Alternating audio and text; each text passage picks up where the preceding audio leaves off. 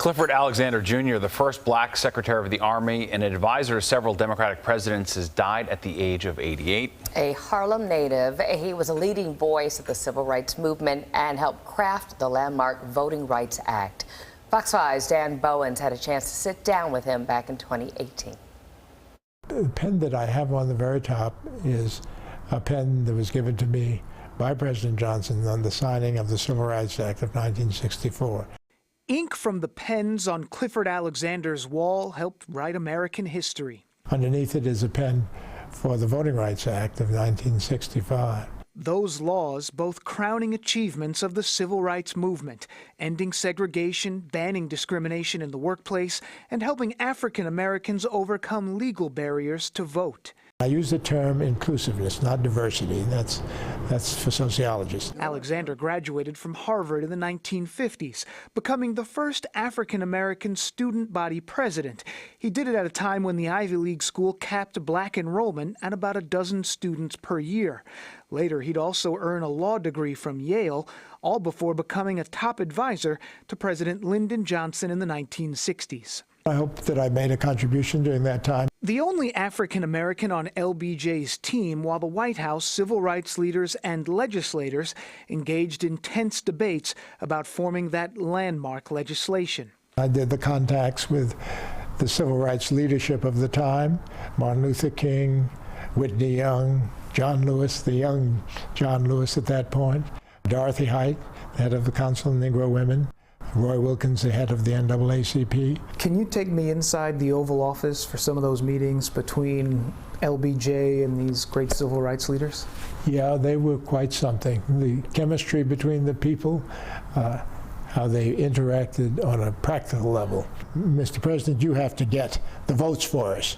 Well, you know, in order to get the votes for you, you got to help me. You got to talk to the people who are their constituents. So there were practical exchanges about, under the political system that we have, how do you get a result? Not just a grandiose talk about, oh, we should all have a Voting Rights Act, oh, we should all have a Housing Act. No, it went well beyond that into the nitty-gritty of getting something done. Let us close the springs of racial poison. And finally, they got it done. A counsel to the commander-in-chief at many pivotal moments during the civil rights movement. I was there with President Johnson in his office for a half hour before the appointment became final. The appointment of Thurgood Marshall, the first black Supreme Court justice. He was looking at a man who said to him, that is Johnson saying to Marshall, I didn't appoint you because it was good politically. I appointed you because you were like me. You were of the people.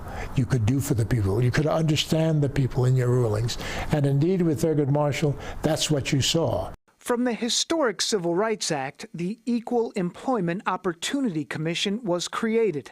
As its first black chairman, Alexander made a policy of leaning on Hollywood, TV networks, and ad agencies to rethink their approach.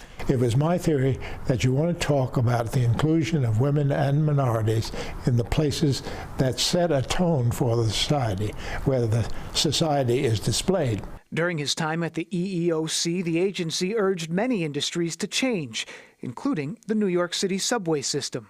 They had done an ad with a subway, and in that subway, there were all white faces and very few female faces. So at the end of the testimony of that witness, I said, you know, it's only in your ad, or only in your ad, that you will ever see a subway car in New York City without minorities and women in it. So, in fact, that raised some of the awareness on their part, and they're doing a little better today. Leaving government during the Nixon administration, Alexander became the first black partner at a major D.C. law firm. He ran unsuccessfully in the District of Columbia's first mayoral race in over a century and hosted a syndicated news commentary show. Then Jimmy Carter called with a job, offering the former National Guardsman the post of Secretary of the Army, also a first for an African American. Inclusiveness is something that says that if you see out here somebody and they can do the job, bring them on in. By the time he left that position, 30 black generals were serving in the Army, more than 5 times as when he started, including Colin Powell, who would go on to serve as the first African American to serve on the Joint Chiefs of Staff. The qualification of Latinos and Asians and black people and women is just as great as the average white person or the above average white person. And we need to see to it that all of us get those opportunities and we'll have a better service. You've led this life of sort of promoting inclusion and being a part of all these moments. How do you square what you've lived about to what you're seeing today? I am frustrated because I think that because I love this country, as you love this country, and all of us should, that it is better off if we utilize all the talents of the men and women who live in this country. We're a heck of a lot better off if we don't talk about Muslims as an excluded religion. We're a heck of a lot better off if we don't call Latinos rapists. We're a heck of a lot better off if we don't make a presentation about blacks as if we own them. We have to do a lot better than that.